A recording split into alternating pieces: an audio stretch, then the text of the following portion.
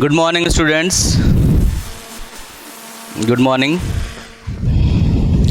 Last class में हम लोगों ने पढ़ा था कि नंबर ऑफ फंक्शंस कितने होते हैं, कितने फंक्शंस होते हैं, किस किस टाइप के कितने फंक्शंस होते हैं। ठीक है, उसमें बच्चों ने कहा कि सर ये वाली बात समझ में नहीं आई, पता नहीं कौन कौन से पॉइंट्स बता रहे थे कि ये वाला पॉइंट समझ में नहीं आया, ये वाला पॉइंट समझ में नहीं आया। तो इसीलिए नहीं आया क्योंकि मैंने अभी समझाया नहीं। ठीक है, मैंने अभी समझाया नहीं, मैंने तो आपको बस फॉर्मूले लिखवाए थे कि ये सारे फॉर्मूले होते हैं। ठीक है, एक क्वेश्चन करवाया और 2 क्वेश्चन आपको करने को दिया, जो शायद आप लोगों ने कर लिया होगा। सबने कर लिया बच्चों? ठीक है, तो अब हम लोग, आपको याद होगा कि पहला जो था कि number of functions, total number of functions from a set, ठीक है, of cardinality m to a set of cardinality n। m cardinality वाले सेट से n कार्डिनलिटी वाले सेट में कितने फंक्शंस स्टैब्लिश हो सकते हैं। सबसे पहले हम लोग इसकी बात करें तो देखो आप ध्यान से कि भाई ये आपका एक सेट है A, ये दूसरा सेट है B। आपने A से B पर फंक्शन बनाना है। ठीक है, इसके पास m एलिमेंट्स हैं, इसके पास m एलिमेंट्स हैं और इस साइड में n एलिमेंट्स हैं। ठीक है, एक साइड में m एलिमेंट्स हैं, दूसरे साइड में n एलिमेंट्स हैं। अगर आप इस एलिमेंट का इमेज लोगे तो इस एलिमेंट का इमेज इनमें से कोई एक होगा, b का कोई एक एलिमेंट होगा, यूनिक एलिमेंट। तो b से हमें एक एलिमेंट चुनना है जो इसका इमेज बन सके। तो b के पास टोटल n एलिमेंट्स हैं, तो n में से कोई भी एलिमेंट इसका इमेज बन सकता है। इसके फर्स्ट एलिमेंट का इमेज b का कोई भी एलिमेंट बन सकता है और b के पास टोटल n एलिमेंट्स हैं, इसका मतलब फर्स्ट एलिमेंट के इमेज के पास n ऑप्शंस हैं। ठीक है, उन n ऑप्शंस में से ये कोई भी एक चूज कर सकता है। तो दैट मीन्स फर्स्ट एलिमेंट के पास इमेज के लिए n ऑप्शंस हैं। ठीक है, जब आप सेकंड एलिमेंट के पास जाओगे तो इसके पास भी इमेज के लिए n ऑप्शंस ही हैं। क्यों? क्योंकि अगर देखो इसने इसमें से एक एलिमेंट को इंगेज किया होगा, एक एलिमेंट को अपना इमेज बनाया होगा, बाकी के n-1 एलिमेंट्स पे तो अभी खाली ही है, उनका कोई प्री इमेज नहीं है। तो ये बाकी के n-1 पे तो जा ही सकता है, बट उस एक पर भी जा सकता है क्योंकि 2 अलग अलग एलिमेंट्स के सेम इमेज हो सकते हैं फंक्शन में। तो मान लो कि इसने जिस इमेज को चूज किया होगा ये 2 भी उसी इमेज को चूज कर सकता है क्योंकि 1 और 2 दोनों सेम नंबर पे मैप हो सकते हैं, दोनों के इमेजेस सेम हो सकते हैं। ये पॉसिबल होता है फंक्शन में कि 2 डिस्टिंक्ट एलिमेंट्स का सेम इमेज हो। तो इसी कारण से इसके पास भी उतने ही n ऑप्शंस हैं, थर्ड के पास भी उतने ही n ऑप्शंस हैं, सबके पास उतने ही n ऑप्शंस हैं क्योंकि जिस एलिमेंट को 1 और 2 ने अपना इमेज बना लिया होगा, ठीक है, उस एलिमेंट को भी 3 अपना इमेज बना सकता है क्योंकि तीनों एलिमेंट्स का इमेज सेम हो सकता है, 2 डिस्टिंक्ट एलिमेंट्स के इमेज सेम हो सकते हैं। ठीक है, तो फंक्शन में इस साइड के एक के इस साइड में 2 नहीं होने चाहिए, इधर के 2 के उधर तो 1 हो ही सकते हैं। तो इसी कारण से इसके पास भी n ऑप्शंस हैं और सभी एलिमेंट्स के पास n ऑप्शंस हैं। जितने भी एलिमेंट्स हैं हर एलिमेंट के पास n ऑप्शंस हैं। देयरफॉर और एक फंक्शन बनाने के लिए आपको सारे एलिमेंट्स के इमेज देने पड़ेंगे, तभी जाकर एक फंक्शन बन पाएगा क्योंकि फंक्शन में every element of A has a unique image in B. तो इसका मतलब हर एलिमेंट का इमेज आपको पहले बताना पड़ेगा, तब जाकर आप एक फंक्शन बना पाओगे। Therefore number of functions from a to b is equal to n into n into n into n m times. जितने एलिमेंट्स हैं उतनी बार, तो that is equal to n raise to power m, that is equal to n raise to power m। समझ गए? ये पहला था। दूसरा था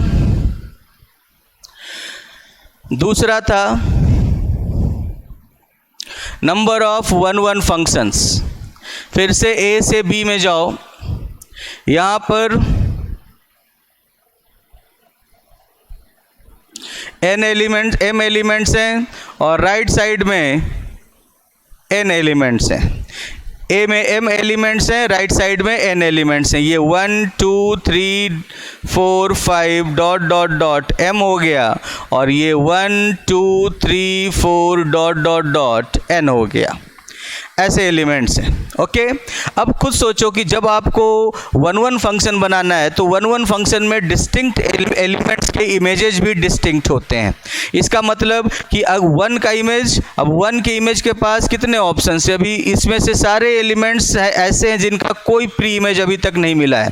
इसका मतलब आप किसी को भी 1 का इमेज बना सकते हो। ठीक है, 1 के साथ किसी भी एलिमेंट को एसोसिएट कर सकते हो। तो 1 के इमेज के पास टोटल n ऑप्शंस है। फिर जब आप आओगे 2 के इमेज के पास, अब एक स्टेटमेंट आ गई 1 फंक्शन में कि डिस्टिंक्ट एलिमेंट्स के डिस्टिंक्ट इमेजेज होने चाहिए।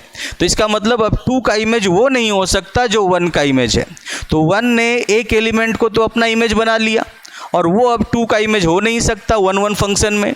इसीलिए 2 के इमेज के पास अब टोटल n-1 ऑप्शन ही रह गए। 2 के एलिमेंट्स के पास अब टोटल n-1 ऑप्शंस रह गए। ठीक है, 3 के एलिमेंट के इमेज के पास अब टोटल n-2 ऑप्शंस रह गए। क्यों? क्योंकि 2 एलिमेंट को तो 1 और 2 ने पहले ही अपना इमेज बना लिया, और 3 का इमेज अब वो नहीं हो सकता जो 1 का इमेज है या 2 का इमेज है, क्योंकि डिस्टिंक्ट एलिमेंट्स के इमेजेस भी डिस्टिंक्ट होने चाहिए 1 फंक्शन में। इस कारण से 3 के इमेज के पास n-2 ऑप्शंस रह गए, 4 के इमेज के पास n-3 ऑप्शंस रह गए, एंड सो ऑन। m के इमेज के पास n-m+1 ऑप्शंस रह गए। देख लो, 1 के पास n-0, 2 के पास n-1, 3 के पास n-2, 4 के पास n-3, तो m के पास क्या होगा? n-m+1। ठीक है, +1, क्योंकि n-4 नहीं है, n-3 है। n-3 के लिए n-2 है, n-3 नहीं है। इसका मतलब कि 3-1, तो ऐसे बोल दोगे n-m-1, और इसको ब्रैकेट ओपन करोगे तो n-m+1। तो इतने ऑप्शंस रह गए आपके पास। Therefore number of 1 functions from a to b is equal to n into n-1 into n-2 into dot dot dot n-m+1। आप देख लो, अगर आपका n जो है वो कैसा हो जाए, अगर आपका n छोटा हो जाए और m बड़ा हो जाए तो n-m तो नेगेटिव हो जाएगा। n छोटा हो जाए और m बड़ा हो जाए तो n-m तो नेगेटिव हो जाएगा। समझ गए? मान लो मैं आपको एक एग्जांपल देता हूँ, जैसे a में 4 एलिमेंट्स हो जाएं और b में 3 एलिमेंट्स हो जाएं, तो इसके पास कितने ऑप्शंस हैं? 3। इसके पास कितने ऑप्शंस हैं? 2। इसके पास कितने ऑप्शंस हैं? 1। और जब 3 एलिमेंट के अलग अलग 3 इमेजेस हो जाएं तो इसके पास तो कोई ऑप्शन ही नहीं है। अब इसके पास अगर कोई ऑप्शन ही नहीं है, इसका मतलब इसका तो कोई इमेज ही नहीं है। और अगर फंक्शन में डोमेन के एक भी एलिमेंट का इमेज ना मिल पाए तो फिर वो फंक्शन ही नहीं कहलाएगा। इसीलिए अगर डोमेन की कार्डिनलिटी ज़्यादा हो जाए, कोडोमेन की कार्डिनलिटी कम हो जाए, तो फिर तो 1 फंक्शन बन ही नहीं सकता। समझ गए? इसीलिए n हमेशा बड़ा होना चाहिए और m छोटा होना चाहिए। सो ये हो गया। इसको आप ऐसे लिख सकते हो, n into n-1 n-2 dot dot dot n-m+1। अब ऊपर में आप मल्टीप्लाई कर दो आगे, n-m dot dot dot 2 into 1। ऊपर में आपने इससे मल्टीप्लाई कर दिया। फ्री में तो मल्टीप्लाई कर नहीं सकते, मल्टीप्लाई किया है तो डिवाइड भी करना पड़ेगा। n-m dot dot dot 2 into 1। और ऊपर वाले को अब आप बोल सकते हो n फैक्टोरियल, और नीचे वाले को बोल सकते हो n-m factorial, which is nothing but npm। इसीलिए नंबर ऑफ 1 फंक्शन जो आपने देखा था वो npm मिला था, n factorial upon n-m factorial. समझे बच्चों?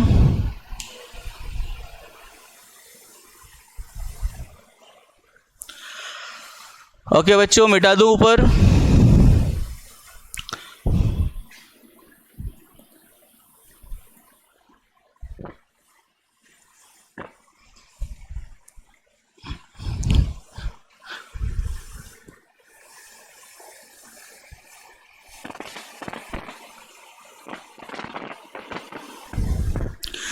अब थर्ड वाले पे आ जाओ, number of onto functions. Number of onto functions बताना थोड़ा कॉम्प्लिकेटेड है, हम लोग उसे एग्जाम्पल से समझते हैं। तो ऑन टू फंक्शंस बनाने के लिए सबसे पहले हम लोग क्या करते हैं, ऑन टू फंक्शंस हम लोग ऐसे नहीं बनाते हैं कि सीधे ऑन टू फंक्शंस कितने होंगे ये फाइंड करते हैं। हम लोग क्या फाइंड करते हैं कि भाई टोटल नंबर ऑफ फंक्शंस में से उन फंक्शंस को हटा देंगे जो ऑन टू नहीं हो सकते। समझ गए? टोटल नंबर ऑफ फंक्शंस में से उनको हटा देंगे जो इन टू फंक्शंस हैं। ठीक है, इस प्रोसेस को हम लोग यहाँ पर यूज करके ये फॉर्मूला बनाते हैं। अब टोटल नंबर ऑफ फंक्शंस कितने हैं? Total number of functions from A to B is equal to total number of functions from A to B equals to कितने हो जाएंगे? This is equal to 3 raised to power 4। समझ गए? 3 raised to power 4 total number of functions है। अब आप इस चीज़ को देखो, इसमें से मुझे हटाना है इनटू फंक्शंस। तो मैं क्या करता हूँ इसमें, कि ए से बी पर ये फंक्शन डिफाइंड है। मैं इसमें क्या करूँगा कि कोडोमेन में जो 3 एलिमेंट है, मैं इस एक एलिमेंट को या किसी भी एक एलिमेंट को मैं भूल जाऊंगा कि ये एलिमेंट है या नहीं है। मतलब मैं इस एलिमेंट को देखूंगा ही नहीं, मैं ये मान लूँगा कि ये एलिमेंट नहीं रहा। समझ गए? अब हमारे पास इधर 4 एलिमेंट हैं और इधर 2 एलिमेंट हैं, तो कितने फंक्शंस बना सकते हो? 4 एलिमेंट से 2 एलिमेंट वाले सेट पर कितने फंक्शन बन सकते हैं? 2 raised to power 4 फंक्शंस बन सकते हैं। और ये जो 2 raised to power 4 फंक्शंस हैं, इनमें ये सारे के सारे फंक्शंस ए से बी पर बनने वाले इनटू फंक्शंस होंगे, क्योंकि कोडोमेन बी में एक एलिमेंट ऐसा है जिसको हम लोगों ने इमेज बनाया ही नहीं, कभी इसे तो देखा ही नहीं। अगर इसे हम लोगों ने कभी देखा ही नहीं, मतलब ये किसी का इमेज नहीं बन पाएगा। ठीक है, इमेज जब भी बना रहे हैं तो चारों के इमेजेस के लिए हम लोग इन्हीं 2 पॉइंट्स को चूज कर रहे हैं। समझ में आ रही है बात? इस एक एलिमेंट को तो हम लोगों ने नेग्लेक्ट कर दिया, इसे देखा ही नहीं, तो इसका इन सभी फंक्शंस में इसका कोई प्री इमेज नहीं हो पाएगा। और अगर कोडोमेन के एक भी एलिमेंट का प्री इमेज डोमेन में ना मिल पाए तो फिर ये फंक्शन ऑन टू फंक्शन नहीं कहलाएगा। एक भी एलिमेंट ऐसा हो जाए कोडोमेन में जिसका प्री इमेज डोमेन में ना मिल पाए तो ये फंक्शन ऑन टू फंक्शन नहीं कहलाएगा। तो इस तरीके से हम लोगों ने 2 raised to power 4 फंक्शंस बना लिए जो कि ऑन टू नहीं थे।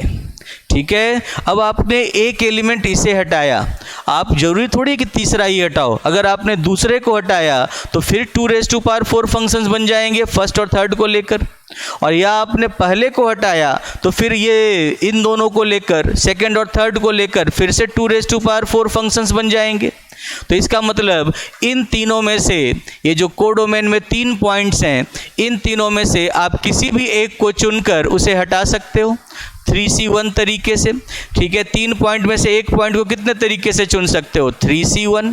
तो इस तरीके से आपने क्या किया कि अब आपके पास इतने फंक्शंस आपने कहे कि इनटू फंक्शंस हैं, इसीलिए total number of onto functions from A to B equals to 3 raised to power 4 minus 3C1 into 2 raised to power 4 हो गया। बट क्या ये सही है? यहाँ तक बात समझ में आई? टोटल में से हम लोगों को लगा कि भाई ये सब इनटू फंक्शन है। कैसे हम लोगों ने इन्हें इनटू बनाया? कोडोमेन के एक एलिमेंट को तो अलग ही हटा के रख दिया और बाकी जो एलिमेंट्स रह गए उन पे ही हम लोगों ने ऑपरेशन किए, उन्हीं पे हम लोगों ने फंक्शन बनाए। अगर एक एलिमेंट को अलग हटा के रख दिया तो उसका तो कोई प्री इमेज ही नहीं मिलेगा इन फंक्शंस में, और उनका अगर कोई प्री इमेज नहीं मिलेगा इन फंक्शंस में तो फंक्शन ऑन टू नहीं कहलाएगा। इसीलिए ये सारे के सारे फंक्शंस इनटू फंक्शंस हैं। बात समझ में आई आपके?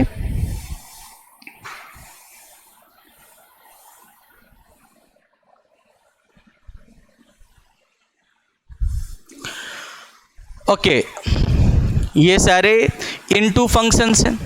तो हम लोगों ने टोटल नंबर ऑफ फंक्शंस में से नंबर ऑफ इनटू फंक्शंस हटा दिया, लेकिन हम लोग एक चीज़ देखना भूल गए। कौन सी चीज़ देखना भूल गए? तो देखो, मान लो कि आपने एक बार पहली बार में इधर आपने एलिमेंट्स रखा ए बी सी डी, और इधर आपने रखा 1 2 3। एक बार आपने इस 3 को हटा दिया, एक बार आपने इस 3 को हटा दिया, और अब आपके पास क्या रह गए? अब आपके पास रह गए इन चारों का इमेज इन दोनों में से कोई एक होगा। ठीक है, यहाँ से यहाँ पर आपने फंक्शन बनाया एफ ए से बी में, इसे हम लोगों ने हटा दिया है, इसे हम लोग इमेज लेने में यूज नहीं करेंगे। ठीक है, तो इमेजेस या तो 1 हो सकते हैं या फिर 2 हो सकते हैं, 2 हो सकते हैं। अब आप इसको देख सकते हो कि इनमें से कितने फंक्शंस बनेंगे इस तरह के, 2⁴ फंक्शंस। इस तरह से 2⁴ फंक्शंस बनेंगे कोडोमेन में। अभी क्योंकि इनको ही इमेज बनाना है तो इन्हीं दोनों को रखना है, तो इधर आपके पास ए के पास भी 2 ऑप्शन, बी के पास भी 2 ऑप्शन, सी के पास भी 2 ऑप्शंस, डी के पास भी 2 ऑप्शंस। तो 2 × 2 × 2 × 2 इज 16 ऑप्शंस। 16 फंक्शंस बनेंगे इस तरह के। इन 16 फंक्शंस में से एक फंक्शन ऐसा भी होगा, इन 16 फंक्शंस में से एक फंक्शन ये भी होगा।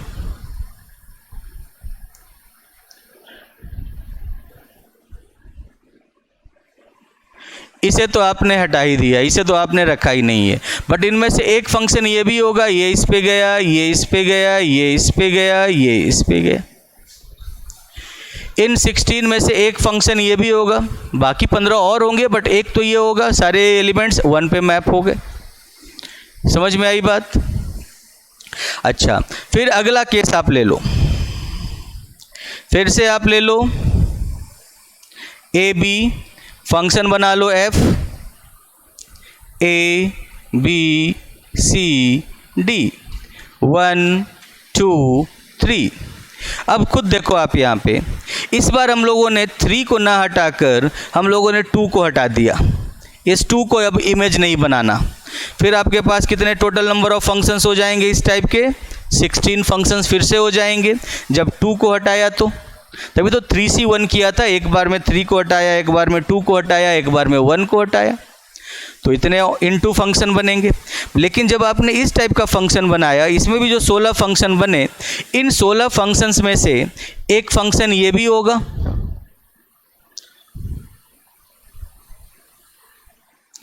इन 16 फंक्शंस में से एक फंक्शन ये भी रहेगा। ये इस बार नहीं रखना है, लेकिन सबको 1 पे मैप कर दो।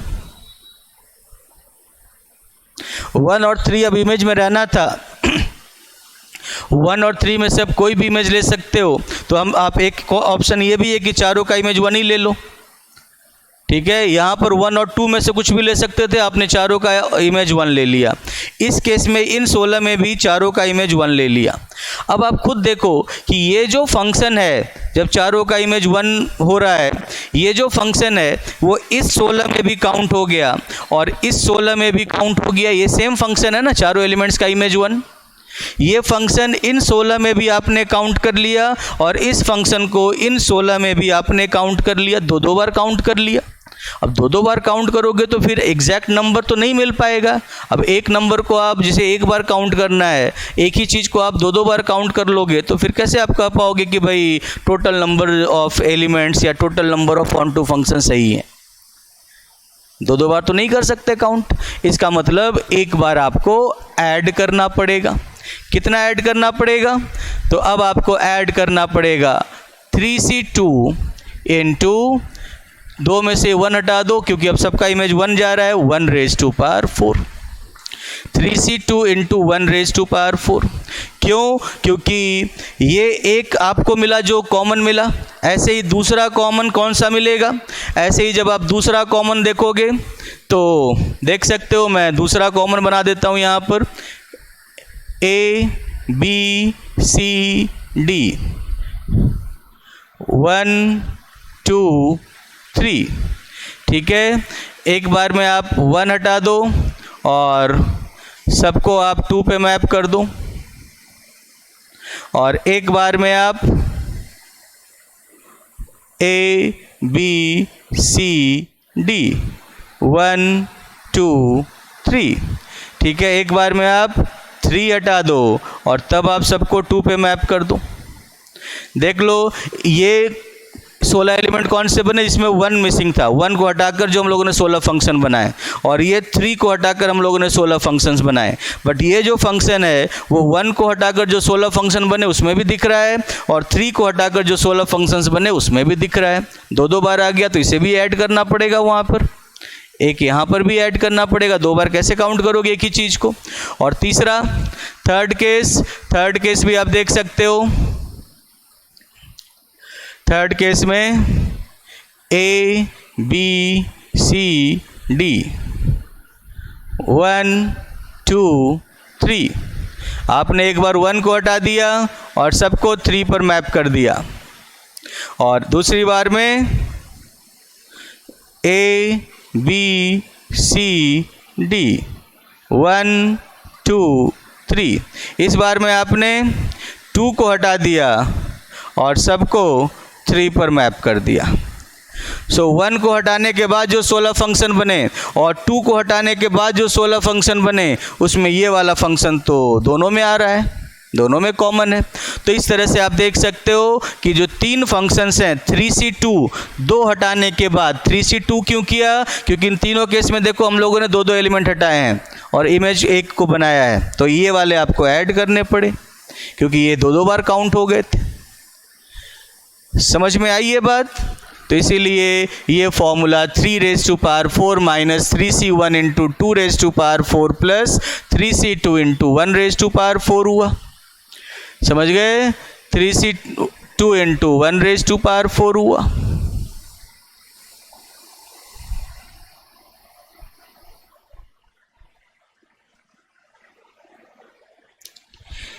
सर अगर एलिमेंट की जगह 2 हटाएं तो 2 हटाया है ना, देखो इस वाले केस में भी 2 हटाया है, यहाँ पर तो 2 हटाया ही हम लोगों ने। आप 1 भी हटा सकते हो, 1 हटाओगे तब आपके पास 2⁴ फंक्शंस बनेंगे, आप 2 हटाओगे तब भी 2⁴ फंक्शंस बनेंगे, 1 हटाओगे तब भी 2⁴ फंक्शंस बनेंगे। तो एक एक करके आपको तीनों हटाना है। तो 2⁴ मतलब 16 प्लस 16 प्लस 16 48 फंक्शन हटाने हैं, ठीक है, 48 फंक्शन हटाने, तभी तो किया। 3C1 की वैल्यू 3 तो होती है कि 3 में से एक एक चुनकर हटाते जाओ, 3 में से एक एक चुनकर हटाते जाओ, तो इस तरह से ये हो गया। और हर बार एक हटा दिया, कोई भी एक हटा दिया, 1 हटाओ 2 हटाओ 3 हटाओ, कोई भी एक एलिमेंट हटा दिया तो फिर 16 फंक्शन बन जाएंगे। इसलिए 48 फंक्शन आपने हटा दिए। बट जो ये 48 फंक्शन आपने हटाए उसमें से ये 3 फंक्शन जो ऐसे थे जो दोनों में आ रहे थे, कॉमन आ रहे थे, तो 2 बार हट गए वो। तो 2 बार कैसे हट सकते हैं, इसलिए एक बार जोड़ना पड़ा। तो इसीलिए 3C2 इंटू 1 तो 1 ही है, 3C2 की वैल्यू 3 होती है। सो 3 फंक्शंस आपने दोबारा जोड़ दिए। समझ में आई बात? और 3C2 क्यों? क्योंकि जो फंक्शन दोनों में कॉमन आ रहे थे उसमें 2 एलिमेंट मिसिंग थे, तो इसलिए 3 में से 2 एलिमेंट चुनकर हटा दो और फिर एक पर इमेज बन जाएगा। तो इस तरह से 3C2 वाले एलिमेंट्स आपने काउंट किए, इमेज 1 पर बना इसलिए 1⁴ समझे?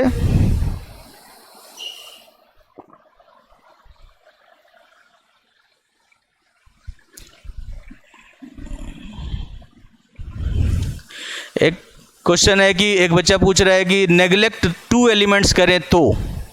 भाई जब आपने इस एक एलिमेंट को नेग्लेक्ट कर दिया, जब आपने इस एक एलिमेंट को या इस एक एलिमेंट को किसी भी एक एलिमेंट को नेग्लेक्ट कर दिया, जैसे मान लो आपने 3 को नेग्लेक्ट कर दिया, तो 3 को नेग्लेक्ट करते ही वो 16 इंटू फंक्शन बन गए।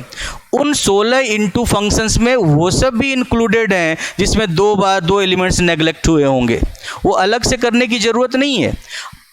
जैसे ही आपने एक एलिमेंट हटाया 16 फंक्शन बन गए। वो 16 फंक्शन कौन कौन से बने? उन 16 फंक्शंस में ही तो ये वाला फंक्शन भी काउंट हो रहा है जिसमें 2 एलिमेंट नेग्लेक्ट हो रहे हैं। सो 2 एलिमेंट्स नेग्लेक्ट करने से आपको कोई नए फंक्शंस नहीं मिलेंगे, वो सारे फंक्शंस इसी में काउंट हो गए हैं 16 फंक्शंस में से। नई बात समझ में आई आपके? तो भाई आपने अगर ये 3 को नेग्लेक्ट कर दिया, अब 1 और 2 यहाँ पर दो ऑप्शन हैं। अब इनमें से आप कितने फंक्शंस बना सकते हो? 16। उन 16 में चारों को आप 1 पर भी मैप कर लोगे तो 16 में ही काउंट होंगे, और चारों को आप 2 पे मैप करोगे वो 16 में ही काउंट होंगे। तो जब चारों को 1 पे मैप करोगे तो 2 एलिमेंट्स नेग्लेक्ट हो गए, जब चारों को आप 2 पे मैप करोगे तब 1 और 3 नेग्लेक्ट हो गया। तो जो 2 एलिमेंट्स नेग्लेक्ट करने की आप बात कर रहे हो वो अलग केसेज नहीं है, वो इन्हीं में इंक्लूडेड है, इन्हीं 16 में आ जाएंगे जिसमें 2 एलिमेंट्स नेग्लेक्ट हो रहे हो। आई बात समझ में? वो कोई नया नहीं केस बनेगा।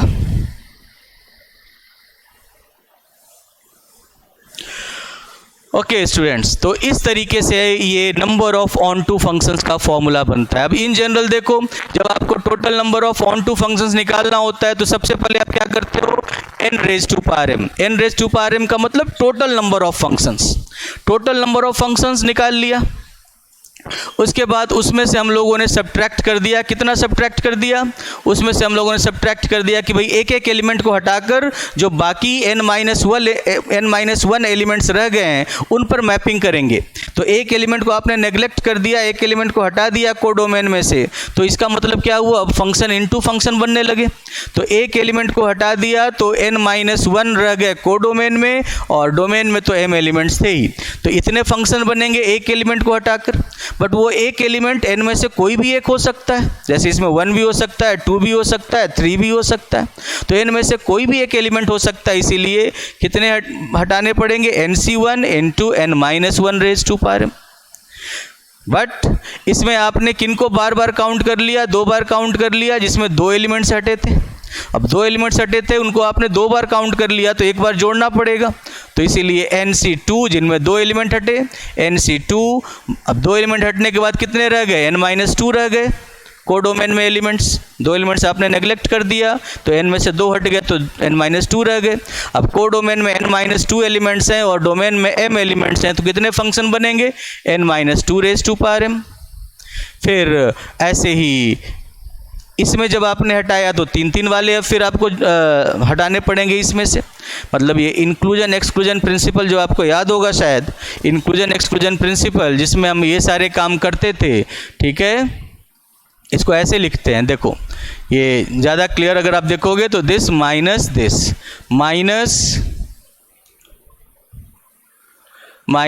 nc2 n-2 raise to power m minus nc3 n-3 raise to power m minus, ऐसे चलता जाता है और लास्ट में जाकर सारे ब्रैकेट क्लोज हो जाएंगे। तो ये जो बार बार माइनस कर रहे हो, जैसे फर्स्ट माइनस है तो माइनस रह गया, माइनस इंटू माइनस प्लस हो गया, फिर माइनस इंटू माइनस माइनस रह गया। ऐसे ही 4 बार माइनस करोगे प्लस हो जाएगा, तो ऑल्टरनेट माइनस प्लस आता जाएगा, इंक्लूजन एक्सक्लूजन प्रिंसिपल में जैसा होता था। और इसीलिए इसका फॉर्मूला होता है n raise to power m minus nc1 n-1 raise to power m plus nc2 n-2 raise to power m and dot dot dot. अगर m is equal to n हो जाए, अगर m और n इक्वल हो जाए तो number of 1 function is equal to number of onto functions. ठीक है, फाइनाइट केस में।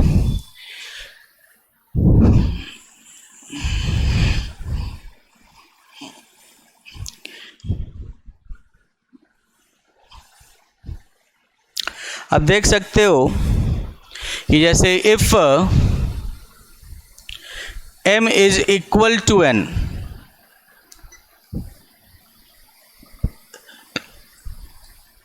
then number of 1 functions from a to b is equal to number of onto functions from a to b. If m is equal to n, then number of 1 functions from a to b is equal to number of onto functions from a to b. ठीक है, number of 1 functions from a to b is equal to number of onto functions from a to b। आप इसको ऐसे भी देख सकते हो, देखो 1 फंक्शंस कितने होते हैं? 1 फंक्शंस होते हैं, मान लो कि भाई इधर भी आपके पास 3 एलिमेंट्स हैं और इधर भी आपके पास 3 एलिमेंट्स हैं, दोनों तरफ सेम नंबर ऑफ एलिमेंट्स हैं। तो इसका मतलब जैसे ही आप 1 1 बनाओगे तो डिस्टिंक्ट एलिमेंट्स के इमेजेस डिस्टिंक्ट हो जाएंगे। इसका मतलब जितने एलिमेंट्स डोमेन में है उतने ही एलिमेंट्स रेंज में हो जाएंगे। ठीक है, अगर आप नंबर ऑफ 1 1 फंक्शन देखोगे तो 1 1 फंक्शन में 3 एलिमेंट्स डोमेन में है तो 3 एलिमेंट्स रेंज में हो जाएंगे, और को डोमेन में भी उतने ही एलिमेंट्स हैं जितने डोमेन में है, मतलब रेंज और को डोमेन दोनों की कार्डिनलिटी सेम हो जाएगी। ठीक है, अगर इधर 3 एलिमेंट्स हैं तो इसका मतलब रेंज में भी 3 एलिमेंट्स होंगे। Cardinality of domain is equal to cardinality of को डोमेन गिवन है, ये गिवन है। ठीक है, if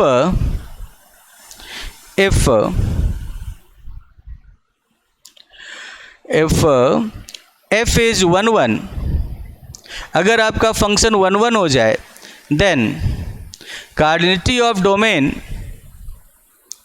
is equal to cardinality of range. Cardinality of domain is equal to cardinality of range.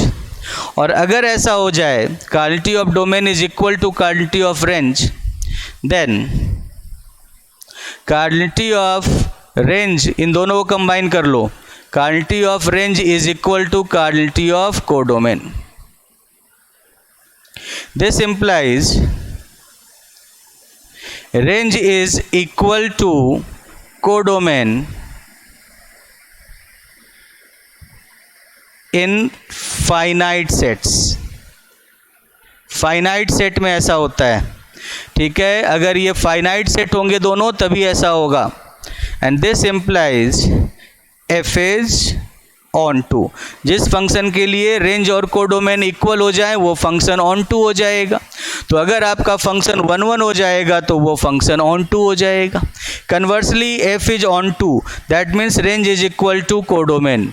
ठीक है, अगर f ऑन टू है तो range is equal to codomain हो गया। Range is equal to codomain हो गया, इसका मतलब उनकी कार्डिनलिटी सेम हो जाए। कार्डिनलिटी सेम हो गई, range cardinality of range is equal to cardinality of codomain. ठीक है, और यहाँ पर क्या दिया हुआ है, cardinality of codomain is equal to cardinality of domain. इसका मतलब cardinality of range is equal to cardinality of domain, and that is why F is 1 1। So आप इफ एंड ओनली इफ देख सकते हो। लेकिन ये फाइनाइट केस में है, इधर m है इधर n है, तो number of 1 1 functions is equal to number of onto functions. ठीक है, अगर दोनों सेम है that is n factorial is equal to n raise to power n minus nc1 n minus 1 raise to power n plus nc2 n minus 2 raise to power n minus dot dot dot plus last term plus minus 1 raise to power n minus 1 nc n minus 1। ये formula हो जाएगा। n factorial और right hand side दोनों की value same हो जाएगी अगर m is equal to n हो जाए तो। ये number of onto function का फॉर्मूला हो गया, ये नंबर ऑफ 1 1 फंक्शन का फॉर्मूला हो गया। क्योंकि जब दोनों सेम हो जाएगा तो n factorial upon n minus n factorial, n factorial upon 0 factorial, 0 factorial 1 होता है, इसीलिए n factorial upon 1 is equal to n factorial हो गया।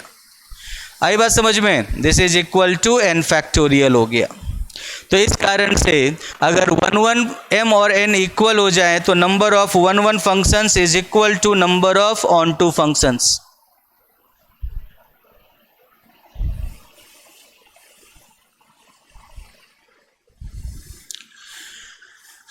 सर एक एग्जाम्पल से समझा दो। एक बच्चा बोल रहा है सर एक एग्जाम्पल से समझा दो।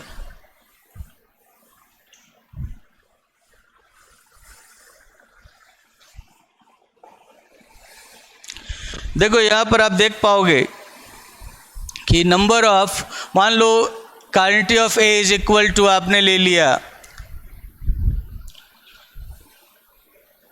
कुछ भी 3 ले लो, कार्डिनलिटी ऑफ बी भी आप 3 ले लो, then number of 1 1 functions, number of 1 1 functions कितने हो जाएंगे?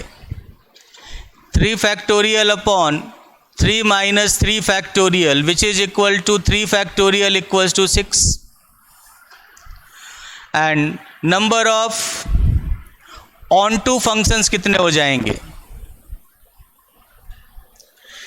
3 raise to power 3 minus 3c1 2 raise to power 3 plus 3c2 1 raise to power 3 1 raise to power 3 मतलब 1 हो गया. सो 27 माइनस 3 इंटू 8 प्लस 3c2 3 होता है. So 27 minus 24 3 plus 3 6. Number of 1 1 function equals to number of onto functions. समझ गए example से?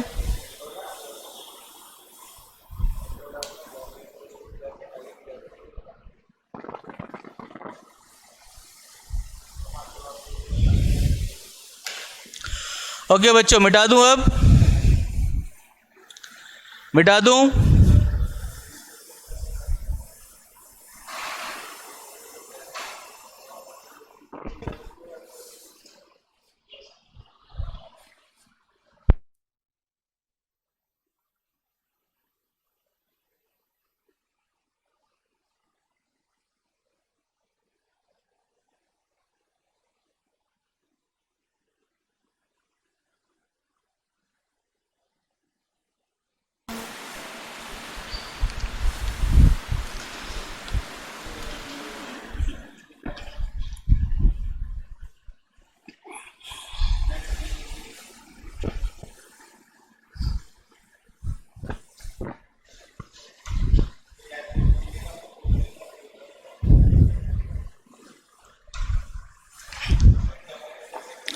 Okay, अब मैं आपको बाकी वाले एग्जाम्पल्स दिखाता हूँ.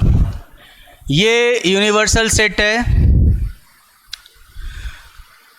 टोटल फंक्शंस का सेट है. फंक्शंस, सेट ऑफ फंक्शंस, ठीक है, from A to B, from A to B. ये बड़ा वाला सेट है. उसके अंदर ये सेट है, ये सेट है 1 1 फंक्शंस का. ये है 1 1, ठीक है. ये 1 1 है, तो जो 1 1 नहीं होगा वो मेनी 1 होगा. तो ये जो शेडेड रीजन है वो कौन सा हो गया? मेनी 1. ये हो गया मेनी 1.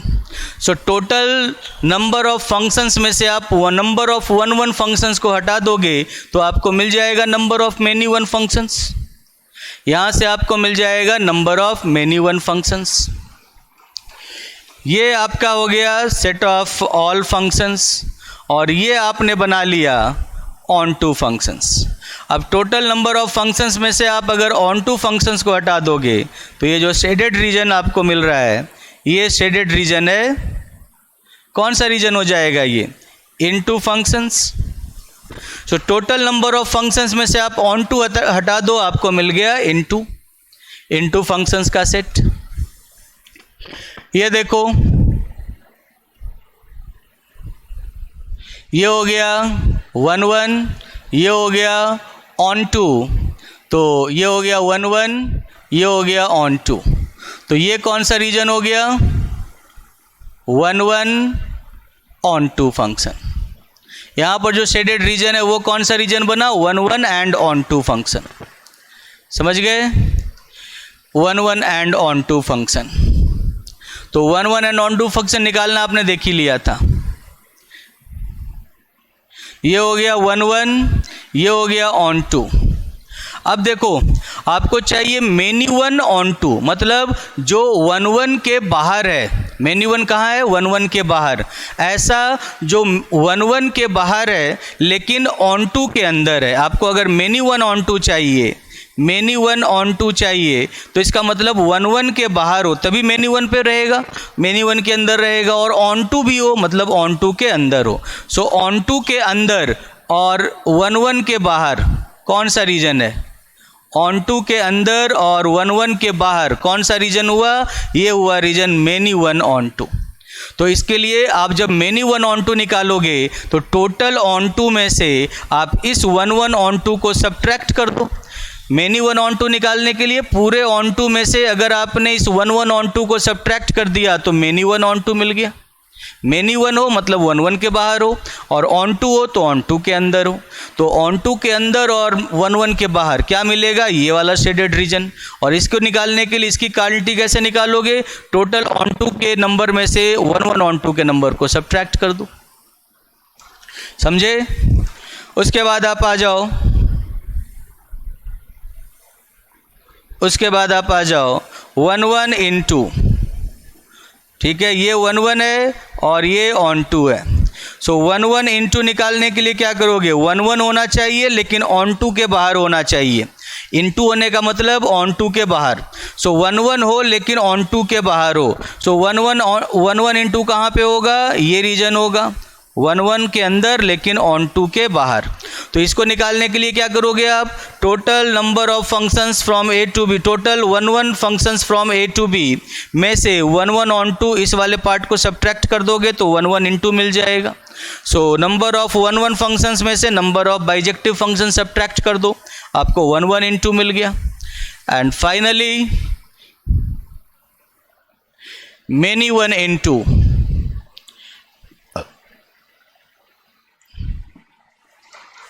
मेनी वन इंटू कौन सा होगा, जो वन वन के भी बाहर हो और साथ ही साथ ऑन टू के भी बाहर हो, मतलब ये वाला रीजन।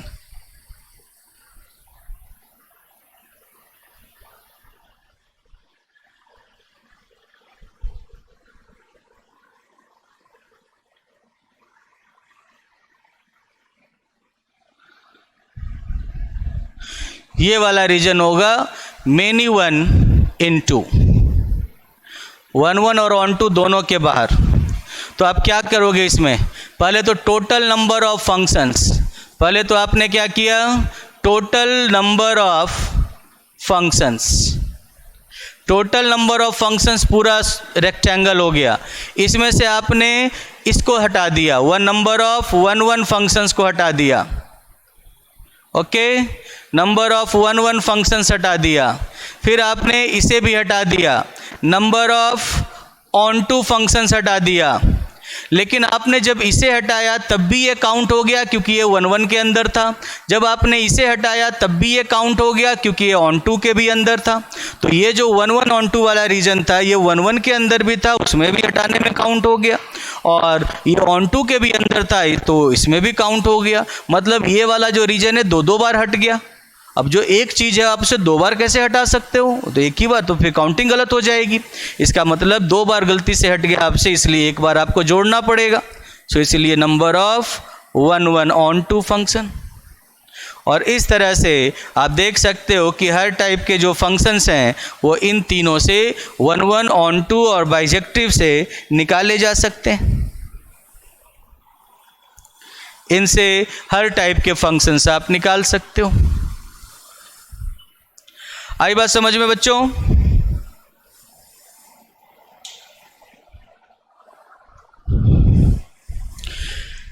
ये सारे फॉर्मूले क्लियर हो गए, चाहे वो 7 हो, 8 हो, 9 हो, 5 हो, 6 हो, 4 हो, 3 हो, 2 हो, 1 हो।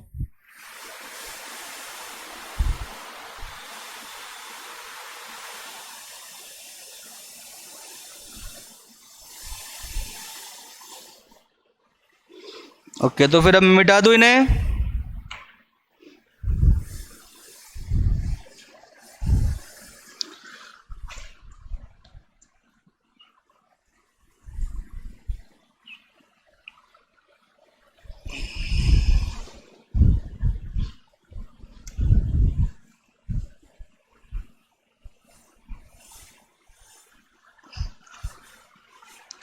तो ये तो आपने number of functions last class में पढ़ा था, डिफरेंट केसेस पढ़े थे आपने नंबर ऑफ फंक्शंस के। अब हम लोग आगे बढ़ते हैं।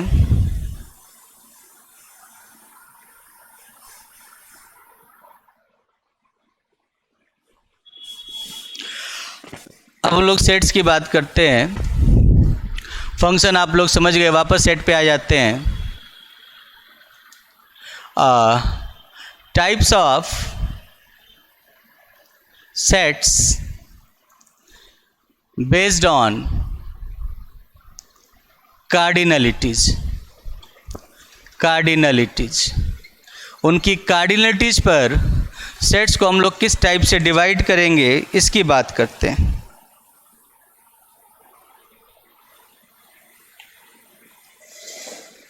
उनकी कार्डिनलिटीज के बेसिस पर सेट्स को कैसे हम लोग डिवाइड करते हैं. तो सबसे पहले आप देखो कि मैं सेट को ऐसे लिख देता हूँ. सेट को हम लोग कहते हैं काउंटेबल सेट, और अगर काउंटेबल नहीं है तो अनकाउंटेबल सेट. काउंटेबल सेट और अनकाउंटेबल सेट. ओके बच्चों, काउंटेबल सेट और अनकाउंटेबल सेट. उसके बाद काउंटेबल सेट के दो पार्ट हो जाते हैं, फाइनाइट सेट और countably infinite set. Finite set और काउंटेबली इनफाइनाइट सेट. इस काउंटेबली इनफाइनाइट सेट को हम लोग डिन्यूमरेबल सेट भी कहते हैं. डिन्यूमरेबल सेट भी कहते हैं. इस काउंटेबली इनफाइनाइट सेट को डिन्यूमरेबल सेट भी कहा जाता है. So finite set and countably infinite set और डिन्यूमरेबल सेट. अच्छा, उसके बाद फाइनाइट सेट को भी हम लोग दो पार्ट में डिवाइड कर देते हैं. एक हो गया एम्प्टी सेट और दूसरा हो गया non empty finite set. Empty set और सेकंड हो गया non empty finite set. Non empty finite set. तो ये डिवीज़न होता है, इस तरीके से हम लोग डिवाइड करते हैं सेट्स को उनके कार्डिनलिटी के बेसिस पे. या कभी कभी आप इस टाइप का भी देखोगे कि और आपने सेट लिया, सेट को दो पार्ट में ब्रेक कर दिया. एक हो गया फाइनाइट सेट और दूसरा हो गया इनफाइनाइट सेट. फाइनाइट सेट और इनफाइनाइट सेट. फाइनाइट सेट के दो पार्ट हो गए, एम्प्टी सेट और दूसरा हो गया non empty finite set. Infinite set के दो पार्ट हो गए, एक हो गया काउंटेबली इनफाइनाइट सेट और दूसरा हो गया अनकाउंटेबल सेट. तो आप इस तरीके से भी इसे ब्रेक कर सकते हो, काउंटेबली इनफाइनाइट सेट और uncountable set.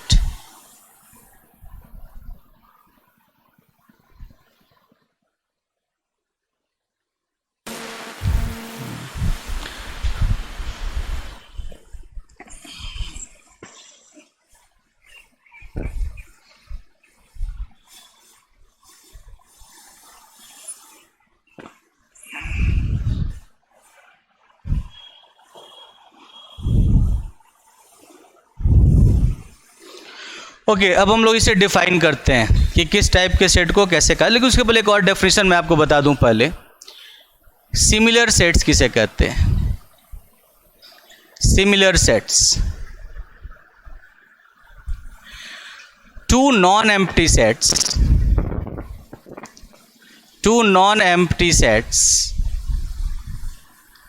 A and B are said to be similar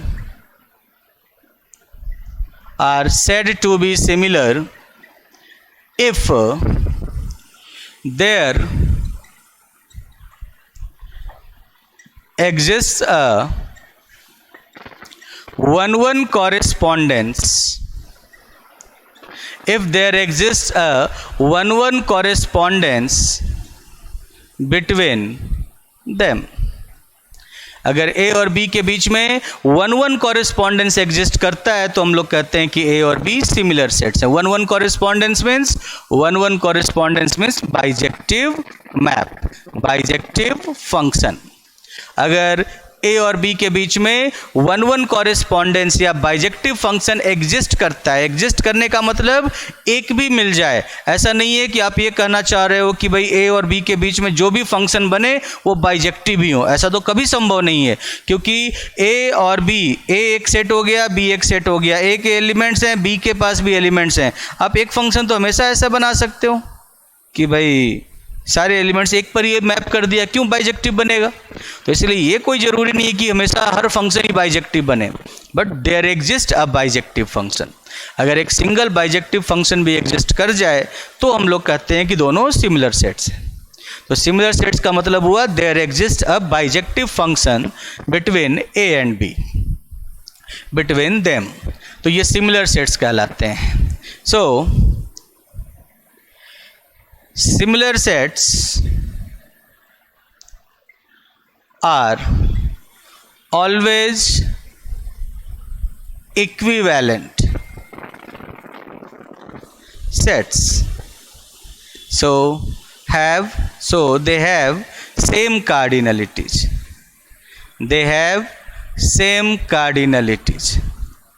याद करो दो सेट के बीच में बाइजेक्टिव फंक्शन कब बनता है? सिर्फ और सिर्फ तब बनता है जब mod of A equals to mod of B होता है। जब भी mod of A is not equal to mod of B होता है, फंक्शन कभी बाइजेक्टिव बन ही नहीं सकता। तो इसीलिए अगर देयर एग्जिस्ट अब बाइजेक्टिव फंक्शन की बात हो रही है, इसका मतलब दोनों डोमेन और कोडोमेन की कार्डिनलिटी सेम होगी, और कार्डिनलिटी सेम होगी मतलब दोनों इक्विवेलेंट सेट्स होंगे। तो इसी कारण से यहाँ कहा जा रहा है कि similar sets are always equivalent, similar sets always have same cardinalities, दोनों सेट्स की कार्डिनलिटीज हमेशा सेम होती है। ओके, अच्छा, two non empty equivalent sets are always similar. Two non empty equivalent sets are always similar, मतलब सिमिलर कहो या equivalent कहो एक ही बात है, बट नॉन एम्प्टी सेट्स के केस में सिमिलर और इक्विवेलेंट दोनों एक ही बात है। क्यों दोनों एक ही बात है? क्योंकि जब तक कार्डिनलिटी सेम रहेगी तब तक एक बाइजेक्टिव फंक्शन एग्जिस्ट करता रहेगा, मैं हर बार बोल रहा हूँ, मैं ये नहीं बोल रहा हूँ कि सारे फंक्शंस ही बाइजेक्टिव हो जाएंगे, लेकिन मैं ये बोल रहा हूँ कि एक बाइजेक्टिव फंक्शन एग्जिस्ट करता रहेगा। There exist a bijective function between these two sets, ठीक है, जब तक उनकी कार्डिनलिटी सेम है और जब तक वो इक्विवेलेंट है। लेकिन फंक्शन के डेफिनेशन में आपने देखा है कि भाई फंक्शन तभी इस्टेब्लिश हो पाता है जब ए और बी दोनों नॉन एम्प्टी सेट्स हों, इसीलिए सेट्स का नॉन एम्प्टी होना बहुत ज़रूरी है। इसीलिए सिमिलर सेट्स के लिए दोनों सेट्स का नॉन एम्प्टी होना बहुत ज़रूरी है। इक्विवेलेंट सेट के लिए ऐसा कुछ नहीं है, ठीक है, दोनों एम्प्टी सेट भी हो सकते हैं। इसीलिए जब सिमिलर सेट और इक्विवेलेंट सेट के बीच में रिलेशन की बात आएगी तो सारे सिमिलर सेट्स इक्विवेलेंट होते हैं, बट सारे non empty equivalent set similar होते हैं, ठीक है। एम्प्टी सेट्स अगर इक्विवेलेंट हैं तो वो सिमिलर नहीं हो सकते। क्यों? क्योंकि एम्प्टी सेट्स के बीच में तो कोई फंक्शन ही नहीं बना सकते आप, और जब फंक्शन नहीं बना सकते तो 1-1 कॉरेस्पॉन्डेंस कैसे दिखाओगे? तो इसी कारण से two non empty equivalent sets are always similar, two similar sets are always equivalent, ठीक है। तो जब तक नॉन एम्प्टी हैं दोनों सेट्स तब तक सिमिलर और इक्विवेलेंट पर्यायवाची शब्द है, सिनोनिम्स है, ठीक है। नॉन एम्प्टी नहीं है, एम्प्टी सेट्स हैं, तब वो इक्विवेलेंट होंगे बट सिमिलर नहीं होंगे। लिख लिया, वेरी गुड। अब जरा ये जो हम लोगों ने अलग अलग टाइप्स ऑफ सेट्स बनाए हैं इनको डिफाइन कर लेते हैं। काउंटेबल सेट किसे कहते हैं, अनकाउंटेबल सेट किसे कहते हैं, काउंटेबली इनफाइनाइट सेट किसे कहते हैं, फाइनाइट सेट किसे कहते हैं, इनकी बात कर लेते हैं हम लोग, इनका डेफिनेशन देख लेते हैं। देखो, सबसे पहली बात तो काउंटेबल सेट को डिफाइन करते हैं, या first countable sets, countable set, countable set किसे कहते हैं? A set S is said to be countable if S is empty और या तो S empty सेट हो तब भी वो काउंटेबल कहलाएगा, और देयर एग्जिस्ट मैं आप इस लाइन को, इस वर्ड को समझा करो। देयर एग्जिस्ट का मतलब है कि एक भी मिल जाए। देयर एग्जिस्ट का मतलब मान लो करोड़ों आपने एग्जाम्पल दे दिए जिसमें नहीं मिल रहा हो, कोई फर्क नहीं पड़ता, अगर एक सिंगल भी मिल जाए तब भी स्टेटमेंट ट्रू है। देयर एग्जिस्ट, मैं नहीं बोल रहा हूँ फॉर एवरी, समझ में आई बात? सो और देयर एग्जिस्ट अ फंक्शन या there exist an injective function, injective function, injective function मतलब वन वन फंक्शन और वन वन फंक्शन, इंजेक्टिव और one one function. There exist an injective function और one one function from S to N, set of natural number, set of positive integers. So S से N पर अगर एक one one function exist कर जाए, injective function exist कर जाए, तो वो सेट काउंटेबल सेट कहलाता है। या तो एम्प्टी हो या उस सेट से N पर आप एक वन वन फंक्शन दिखा पाओ, ठीक है, एक वन वन फंक्शन दिखा पाओ। समझ में आई बात? काउंटेबल सेट कहलाता है। देखो ऐसा इसलिए होता है क्योंकि जब भी आप काउंटिंग करते हो, जब भी आप किसी सेट की काउंटिंग करते हो, तो काउंटिंग चाहे आप जानबूझकर करो या अनजाने में करो, या आपको पता हो या आपको नहीं पता हो सकता है आपने लाइफ में कभी मैथ नहीं पढ़ा हो, ठीक है, हो सकता है आपने लाइफ में कभी 4th क्लास के बाद पढ़ा ना हो, फिर भी जब आप काउंटिंग करोगे तो आपके सामने मान लो चीज़ें रखी हुई हैं, आप उनकी काउंटिंग ऐसे ही करोगे 1 2 3 4 5 6 7 8 ऐसे ही करोगे। मतलब आप क्या कर रहे हो कि सेट के जो एलिमेंट्स हैं, ठीक है, पहला एलिमेंट उठाया और उसका इमेज दे दिया 1, तभी तो उसको 1 के नाम से बुला रहे हैं। मतलब सेट के पहले एलिमेंट को इमेज दे दिया 1, सेट के दूसरे एलिमेंट को इमेज दे दिया 2, तभी तो 1 2। अब वो तो हो सकता है राम श्याम हो, बट राम मैप्ड टू 1 कि राम पहला है, Shyam mapped to 2, Mohan mapped to 3, Ramesh mapped to 4, Ganesh mapped to 5, Dinesh mapped to 6। बात समझ में आ रही है आपके कि भाई जो भी सेट आपके पास सामने पड़ा होता है, आप उस सेट को, ठीक है, उस सेट से सेट ऑफ नेचुरल नंबर पर एक फंक्शन बनाने लगते हो। और काउंटिंग में आप हमेशा ध्यान रखो, ऐसा कभी थोड़ी होता है कि दो अलग अलग आदमी को आप एक ही नंबर दे रहे हो कि भाई 1 1 1 2 2 2, तो ऐसी काउंटिंग तो गलत ही हो जाएगी ना। इसलिए डिस्टिंक्ट ऑब्जेक्ट्स को इमेज भी आपको डिस्टिंक्ट देना है, तभी आप काउंटिंग कर पाओगे प्रॉपर्ली। इसका मतलब आपको फंक्शन भी 1 1 बनाना है, तो इसीलिए पहले को 1, दूसरे को 2 3 4 5 6 7 ऐसे काउंट कर रहे हैं। बात समझ में आ रही है आपके? तो इसीलिए कहा जा रहा है स्टेटमेंट में कि फंक्शन तभी सेट तभी काउंटेबल सेट होगा जब उस सेट से सेट ऑफ नेचुरल नंबर पे 1 1 फंक्शन एग्जिस्ट करे। देयर एग्जिस्ट 1 1 फंक्शन, एक सिंगल 1 1 फंक्शन भी आप अगर दिखा पाओ तो वो सेट काउंटेबल सेट है। बात समझ में आई आपके? तो वो सेट काउंटेबल सेट है। और एक दूसरा ये भी होता है कि यह set S is said to be countable if it can be expressed in a list। आप उस सेट को एक लिस्ट में एक्सप्रेस कर सकते हो या अरेंज कर सकते हो। कैन बी एक्सप्रेस्ड और अरेंज्ड इन अ लिस्ट, आप उन्हें एक लिस्ट में अरेंज कर सकते हो। लिस्ट में लिखने का मतलब ही होता है कि ये लिस्ट का पहला एलिमेंट है, ये लिस्ट का दूसरा एलिमेंट है, ये लिस्ट का तीसरा एलिमेंट है, एंड सो ऑन। तो ऐसे आप उन्हें एक लिस्ट में अरेंज कर पाओ। तो अगर आप उन्हें एक लिस्ट में अरेंज कर पाते हो तो वो सेट काउंटेबल सेट। ठीक है, सो ये काउंटेबल सेट का कॉन्सेप्ट हुआ। ठीक है, काउंटेबल का मतलब कभी ये नहीं समझना चाहिए कि भाई काउंटिंग करते करते काउंटिंग खत्म हो जाए तो मतलब आप हो गए कि हाँ भाई काउंट कर लिया। काउंट कर लिया वाली बात काउंटेबल में नहीं होती, काउंट कर सकते हो वाली बात है काउंटेबल में। खत्म करना जरूरी नहीं है, आप स्टार्ट कर पाओ कि ये पहला एलिमेंट है। ठीक है, स्टार्ट कहाँ से करोगे? पहले एलिमेंट से करोगे। तो आप किसी भी एक एलिमेंट को पहला एलिमेंट बोल पाओ और उसके बाद आप इस पैटर्न को बता दो कि भाई किस एलिमेंट के बाद अगला एलिमेंट कौन सा आएगा। ये पैटर्न अगर पता चल जाए और साथ ही साथ ये पता चल जाए कि पहला एलिमेंट कौन सा है तो आप काउंट कर सकते हो। ठीक है, अगर आपने ये पता कर लिया पहला एलिमेंट कौन सा है तो पहला एलिमेंट मिल गया।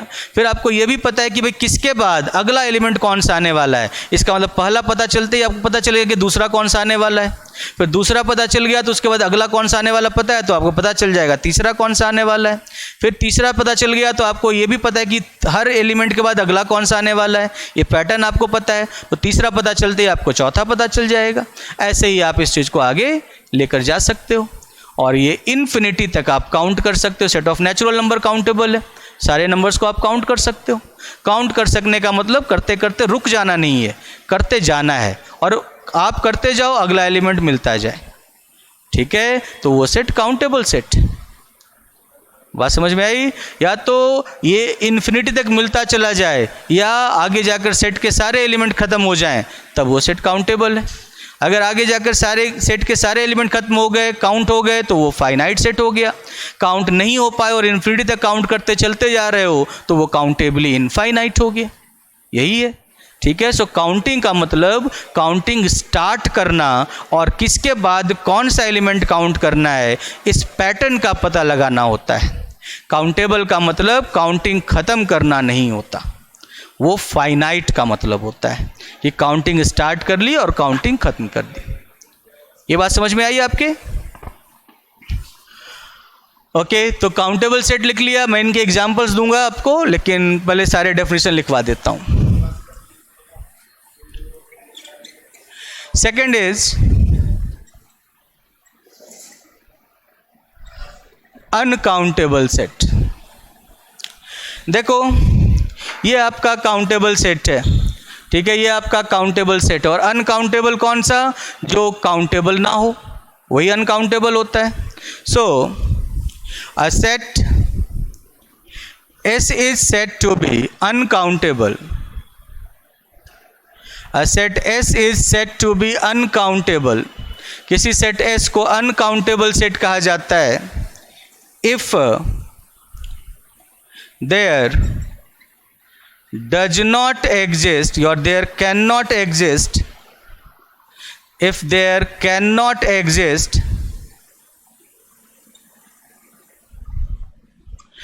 any one function, any one function from S to N, S से N पर कोई वन फंक्शन ना बन पाए। अगर आप कहते हो काउंटेबल के लिए there exist an injective function, कम से कम एक बन जाए, तो कम से कम एक का नेगेशन क्या हुआ? एक भी ना बने। So that is why if there cannot exist any one function from S to N। अच्छा, आपको ये डेफिनेशन हो गया इसका अनकाउंटेबल सेट का कि एक भी वन फंक्शन ना बन पाए। मतलब जितने भी फंक्शन आप S से N पर बनाओ वो सारे के सारे फंक्शंस मेनी वन फंक्शंस हो, वन एक भी ना बने, सारे के सारे फंक्शंस मेनी वन फंक्शन हो। अच्छा, आपको मैंने बताया था कि कौन सी कंडीशन ऐसी होती है जिसमें हम लोग कहते हैं कि भाई डोमेन से को डोमेन में कभी वन नहीं बन सकता। जब डोमेन की कार्डिनलिटी ज़्यादा और को डोमेन की कार्डिनलिटी कम हो तभी ऐसा होता है। जब डोमेन की कार्डिनलिटी ज़्यादा हो और को डोमेन की कार्डिनलिटी कम हो तो फंक्शन कभी भी वन नहीं हो सकता डोमेन से को डोमेन पर। यहाँ पर कह रहे हो कि फंक्शन कभी वन नहीं बन पाए, इसका मतलब देयरफॉर अनकाउंटेबल सेट की कार्डिनलिटी, देयरफॉर अनकाउंटेबल सेट की कार्डिनलिटी हमेशा ज़्यादा होती है, strictly greater than cardinality of n। तभी तो आप कह सकते हो कि भाई अनकाउंटेबल सेट से n पर कभी 1 1 फंक्शन नहीं बन पाएगा, और ये तभी पॉसिबल है जब डोमेन अनकाउंटेबल सेट की कार्डिनलिटी n की कार्डिनलिटी से ज़्यादा हो।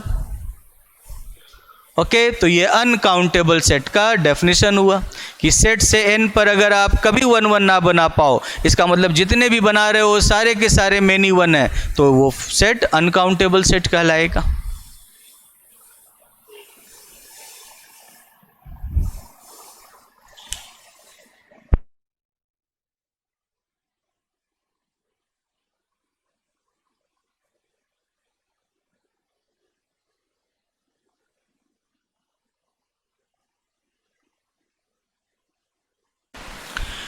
एक बच्चा बोल रहा है कि सर एम्प्टी सेट काउंटेबल होगा क्या, उसमें 1 1 फंक्शन कैसे डिफाइन करेंगे?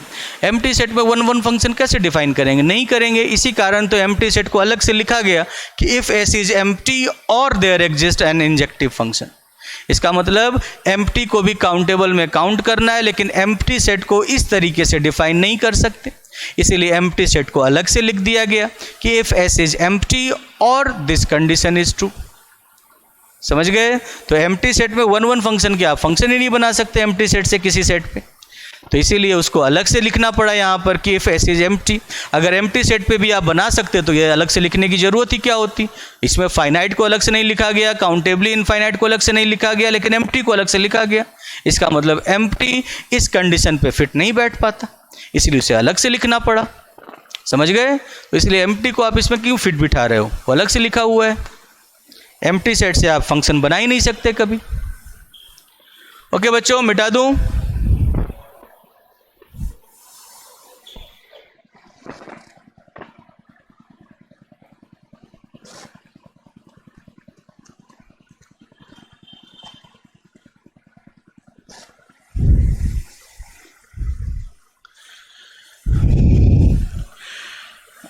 एम्प्टी सेट सिमिलर सेट नहीं होता, नहीं होता। एम्प्टी सेट सिमिलर सेट कहाँ होता है? किसने कहा एम्प्टी सेट सिमिलर होता है? और काउंटेबल होने के लिए सिमिलर होना क्यों जरूरी है? इधर एम्प्टी और सिमिलर टू एन की तो बात ही नहीं है कहीं पे। यहाँ पे आप क्यों कंफ्यूज हो रहे हो? कहाँ पे 1 1 फंक्शन में सिमिलरिटी की बात कहाँ से आ गई? सर एम्प्टी सेट तो सिमिलर सेट नहीं होता ना। नहीं होता एम्प्टी सेट किसके सिमिलर? एम्प्टी सेट सिमिलर नहीं होता क्योंकि एम्प्टी सेट पे आप फंक्शन डिफाइन नहीं कर सकते, तभी तो एम्प्टी सेट को अलग से लिखने की जरूरत पड़ी यहाँ पे। अगर नहीं होता, अगर एम्प्टी सेट पे भी आप फंक्शन बना पाते तो फिर आपको अलग से एम्प्टी सेट लिखने की जरूरत ही क्या होती। समझे?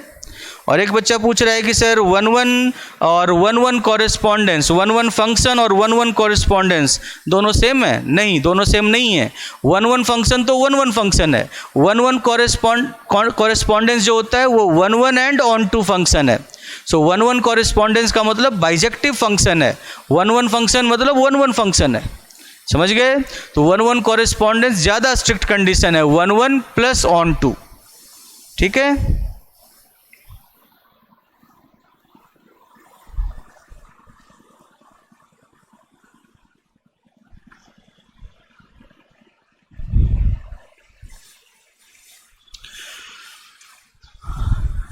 मिटा दो इन्हें, अनकाउंटेबल वाले को मिटा देता हूं क्योंकि काउंटेबल को यूज करके मैं उसके दोनों पार्ट लिखूंगा।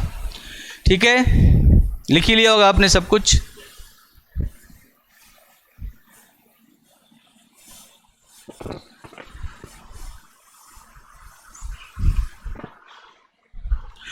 अब देखो, काउंटेबल के दो पार्ट होते हैं। पहला तो काउंटेबली इनफाइनाइट सेट और डिन्यूमरेबल सेट।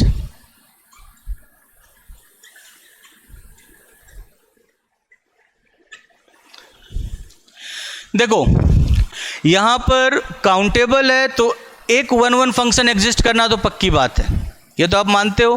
काउंटेबल है तो दोनों में एक फंक्शन तो ऐसा आप दिखा ही सकते हो, चाहे वो फाइनाइट हो चाहे वो काउंटेबली इनफाइनाइट हो, दोनों काउंटेबल के ही पार्ट हैं। इस कारण से काउंटेबली इनफाइनाइट सेट में भी आप दिखा सकते हो कि there exist a 1 1 function from S to N, क्योंकि वो काउंटेबल है। बट इसमें एक्स्ट्रा क्या है? एक्स्ट्रा ये है कि यह set S is said to be countably infinite. A set S is said to be countably infinite if there exists a 1-1 correspondence. 1-1 correspondence means 1-1 onto function, ठीक है, और बाइजेक्शन, ठीक है, bijection from S to N, ठीक है, S to N। अगर किसी set से सेट ऑफ नेचुरल नंबर पर बाइजेक्शन दिख जाए, ठीक है, there exist a bijection, 1-1 correspondence दिख जाए, तो वो सेट होता है काउंटेबली इनफाइनाइट सेट। सो आप इसको ऐसे भी बोल सकते हो, और S is countably infinite set if S is similar to N। N के साथ आप उसका 1-1 कॉरेस्पॉन्डेंस दिखा रहे हो, इसलिए काउंटेबली इनफाइनाइट सेट ऐसे सेट को कहा जाता है जो N के सिमिलर हो, जिसका सेट ऑफ नेचुरल नंबर के साथ 1-1 कॉरेस्पॉन्डेंस 1-1 ऑन टू फंक्शन बन जाए, एग्जिस्ट करे। 1-1 फंक्शन तो इसके लिए होता है, काउंटेबल के लिए होता है। 1-1 में एक एक्स्ट्रा कंडीशन लगा दिया कि 1-1 के साथ साथ ऑन टू भी बन जाए, तो फिर वो काउंटेबली इनफाइनाइट होता है, उसका स्पेशल केस। काउंटेबल का special case countably infinite. Countable होने के लिए S से N में 1-1 बनना जरूरी है, काउंटेबली इनफाइनाइट होने के लिए 1-1 एंड ऑन टू बनना जरूरी है। और बनना जरूरी है का मतलब देयर एग्जिस्ट वन फंक्शन, ये नहीं कि सारे फंक्शन ही बाइजेक्टिव हो जाएं। There exists one function which is bijective from S to N, ठीक है। और बाइजेक्टिव फंक्शन हमेशा इन्वर्टिबल होते हैं, इसलिए आप N to S भी बोल सकते हो, कोई गलत नहीं होगा। Bijective functions are always invertible, ठीक है। पढ़ा होगा कि फंक्शन इन्वर्टिबल कब होता है, फंक्शन का इन्वर्स कब एग्जिस्ट करता है, जब वो 1-1 एंड ऑन टू। तो इसीलिए बाइजेक्टिव फंक्शंस आर इन्वर्टिबल, इसीलिए यहाँ पे आप बोल सकते हो कि अगर बाइजेक्टिव बन रहा है तो इसका मतलब S से N के लिए बनेगा तो N से S पर भी बनेगा। ओके, सो काउंटेबली इनफाइनाइट सेट लिख लिया आप लोगों ने। और जो नॉन एम्प्टी फाइनाइट सेट होता है, नॉन एम्प्टी फाइनाइट सेट होता है,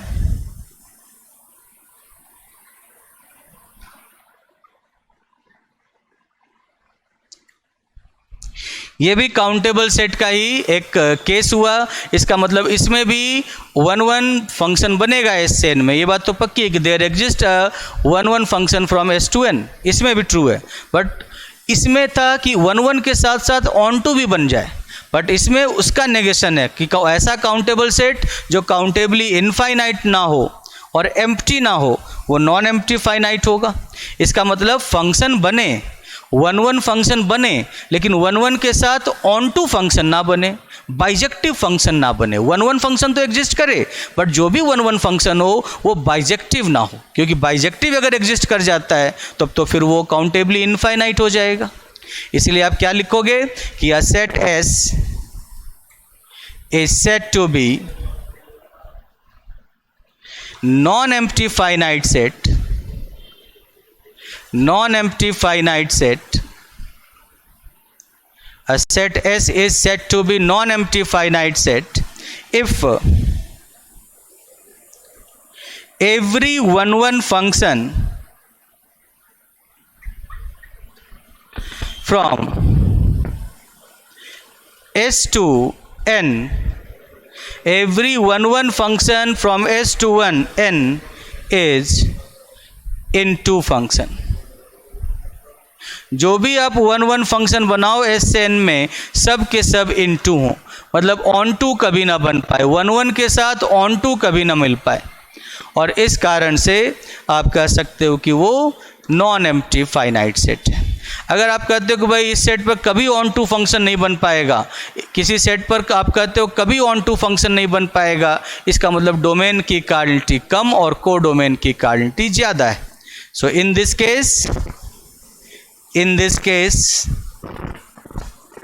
नॉन एम्प्टी फाइनाइट सेट की cardinality, non empty finite set की कार्डिनलिटी हमेशा कम होती है n की कार्डिनलिटी से, तभी तो आप कभी ऑन टू नहीं बना पाओगे।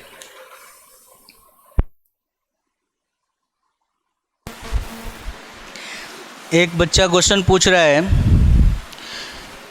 कि uncountably infinite only injective is not enough.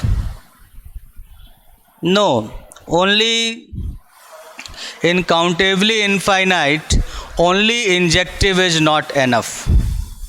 Okay, because आप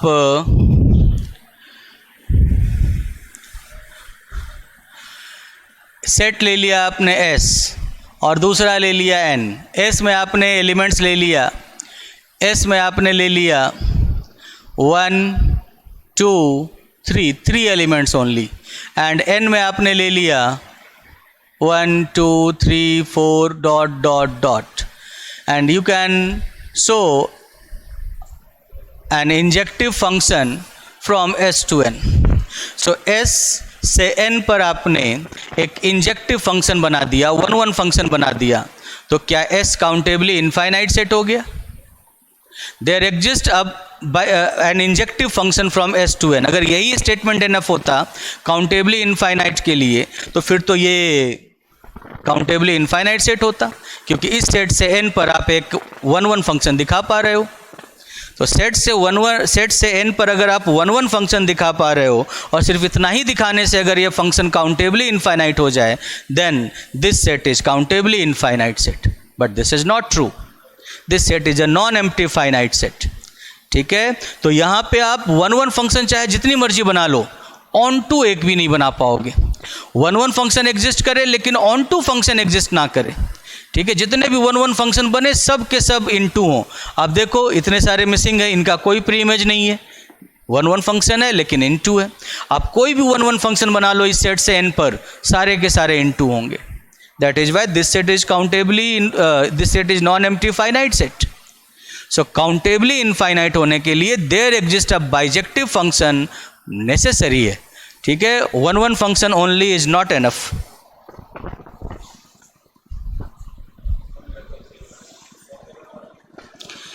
काउंटेबली इनफाइनाइट की डेफिनेशन को फिर से बताना।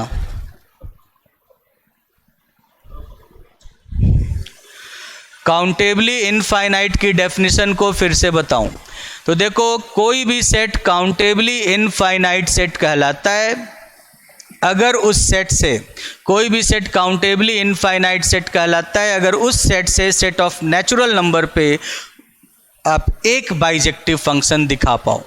ऐसा नहीं कि सारे फंक्शंस बाइजेक्टिव हों, बट अगर आप एक भी बाइजेक्टिव फंक्शन, एक भी 1 1 कॉरेस्पॉन्डेंस बना पाते हो, तो फिर या आप उन्हें एक लिस्ट में अरेंज कर सकते हो, तो फिर वो सेट काउंटेबली इनफाइनाइट सेट कहलाता है। तो वो सेट काउंटेबली इनफाइनाइट सेट कहलाता है। सो काउंटेबली इनफाइनाइट सेट के लिए सेट से नेचुरल नंबर के सेट पर एक बाइजेक्टिव फंक्शन का एग्जिस्ट करना जरूरी है। ठीक है, there exist a bijective function from S to N।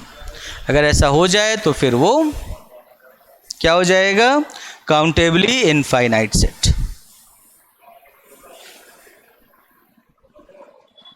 Countable होगा फिर तो सर, काउंटेबल तो होगा ही। आप जयपुर में रहते हो तो आप राजस्थान में नहीं रहते, आप इंडिया में नहीं रहते। जयपुर में रहना स्पेशल केस है। अब बोलो काउंटेबल होगा, फिर तो वो होगा ही काउंटेबल, क्योंकि countably infinite is a special case of countable set. तो इसीलिए काउंटेबल वाली प्रॉपर्टी तो सेटिस्फाई करेगा। या आप करो there exist a bijective function, तो there exist a bijective function का मतलब there exist a 1 1 function. Countable होने के लिए क्या रिक्वायरमेंट है? There exist a 1 1 function from S to N। Bijective होने के लिए क्या काउंटेबली इनफाइनाइट होने के लिए क्या रिक्वायर्ड है? There exist a 1 1, because countable होना जरूरी है, and onto function, extra condition, and onto function from S to N। So जो काउंटेबली इनफाइनाइट होगा वो तो काउंटेबल होगा ही, लेकिन जो काउंटेबल होगा जरूरी नहीं है कि वो काउंटेबली इनफाइनाइट ही हो। वो नॉन एम्प्टी फाइनाइट भी हो सकता है, वो एम्प्टी सेट भी हो सकता है, और भी केसेज हैं। ठीक है, तो काउंटेबल होने के लिए रिक्वायर्ड है कि S से N पर एक 1 1 फंक्शन एग्जिस्ट करे बस, या एम्प्टी हो। ठीक है। और काउंटेबली इनफाइनाइट के लिए क्या रिक्वायर्ड है कि एस से वो एन पर एक one and onto function exist करे। एक्स्ट्रा कंडीशन है एंड ऑन टू। अगर आपने ये कह दिया कि वन तो मिल जाएगा एस से एन पर, लेकिन सारे के सारे इनटू होंगे तो वो नॉन एम्प्टी फाइनाइट सेट होगा। ठीक है, सारे के सारे इनटू हो जाएं, जितने भी वन मिले सब इनटू हो जाएं एस से एन पर बनने वाले फंक्शंस, तो इसका मतलब वो काउंटेबली इनफाइनाइट नहीं रहा। वो काउंटेबल तो है लेकिन वो नॉन एम्प्टी फाइनाइट है, क्योंकि वन तो मिल रहा है लेकिन ऑन टू नहीं मिल पा रहा साथ में। नहीं है ये बात समझ में?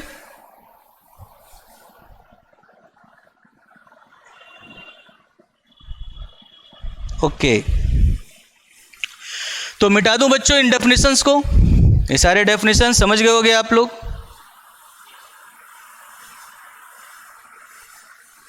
और एम्प्टी सेट किसे कहते हैं ये बताने की कोई ज़रूरत है ही नहीं, है तो आप जानते ही हो एम्प्टी सेट किसे कहते हैं, जिसके पास कोई एलिमेंट ना हो।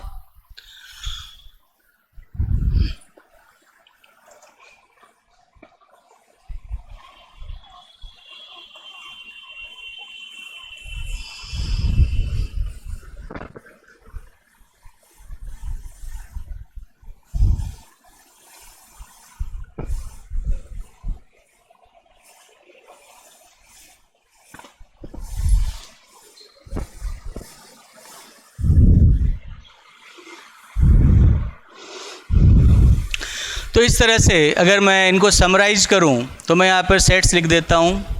Sets f from s to n and f from, sets कौन से हैं? s, f from n to s। एक तो s से n हो गया, दूसरा n टू s हो गया। अब उसको f नाम मत दो, दोनों सेम फंक्शन क्यों रखे, एक को g नाम दे देता हूँ, g from n to s। तो अगर आपने पहला केस लिया नॉन एम्प्टी फाइनाइट, तो नॉन एम्प्टी फाइनाइट में cardinality of s is strictly less than cardinality of n। Non empty finite में cardinality of s is strictly less than cardinality of n। तो इसी कारण से ये कभी भी ऑन टू फंक्शन नहीं बन सकता, never onto, so always into. Domain की कार्डिनलिटी कम और को डोमेन की कार्डिनलिटी ज़्यादा हो तो फंक्शन कभी ऑन टू नहीं बन सकता, वो हमेशा इन टू फंक्शन होगा। तो नॉन एम्प्टी फाइनाइट सेट से n पर बनाए गए सारे फंक्शंस हमेशा इन टू होंगे, कोई भी ऑन टू नहीं हो सकता। वन मेनी वन कुछ भी हो सकता है, वन भी हो सकता है, मेनी वन भी हो सकता है, बट ऑन टू कभी नहीं हो सकता। अच्छा, अगर डोमेन और को डोमेन को इंटरचेंज कर लो तो अब डोमेन की कार्डिनलिटी ज़्यादा हो गई, को डोमेन की कार्डिनलिटी कम हो गई, तो इसका मतलब नेवर वन, मतलब ऑलवेज मेनी वन। तो इस चीज़ को ध्यान रखना कि n से किसी नॉन एम्प्टी फाइनाइट सेट पर बनाए गए फंक्शन कभी वन नहीं हो सकते, या नॉन एम्प्टी फाइनाइट सेट से n पर बनाए गए फंक्शन कभी ऑन टू नहीं हो सकते। फर्स्ट पॉइंट हो गया। Second, countably infinite set.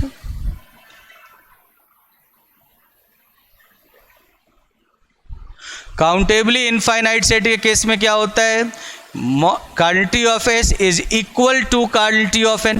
दोनों की कार्डिनलिटी सेम हो जाती है, और दोनों की कार्डिनलिटी सेम हो जाती है इसका मतलब there exist a bijective function. There exist a bijective function, क्योंकि दोनों की कार्डिनलिटी सेम है तो एक बाइजेक्टिव फंक्शन दिखा सकते हो। इधर से इधर भी करोगे, इनको इंटरचेंज भी करोगे तब भी दोनों की कार्डिनलिटी सेम है, तो इसमें भी there exist a bijective function. दोनों केसेज में there exist a bijective function होगा। ओके बच्चों। अच्छा, फिर थर्ड केस में आ जाओ। थर्ड केस में क्या हो गया, अनकाउंटेबल सेट।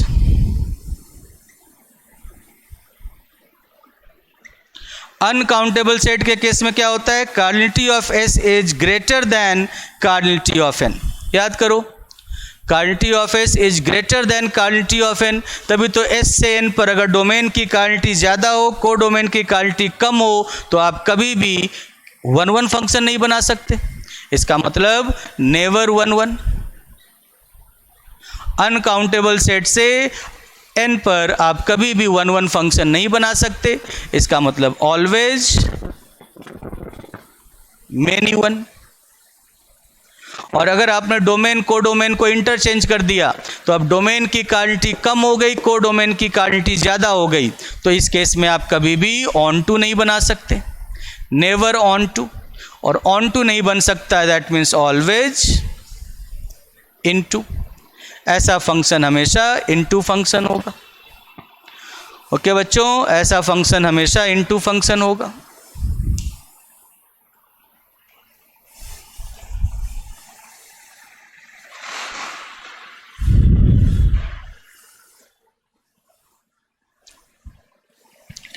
समझ गए? लिख लो इसे, समझ गए? लिख लो। अब थोड़ी देर का ब्रेक ले लो, उसके बाद फिर हम लोग एब्स्ट्रैक्ट अलजेब्रा पढ़ेंगे, ठीक है, 10:15 के आसपास। तो 10:15 से हम लोग एब्स्ट्रैक्ट अलजेब्रा पढ़ेंगे, ठीक है। कल हम लोग इसके एग्जाम्पल्स देखेंगे इन फंक्शंस, इन सेट्स के। ओके बच्चों, ठीक है।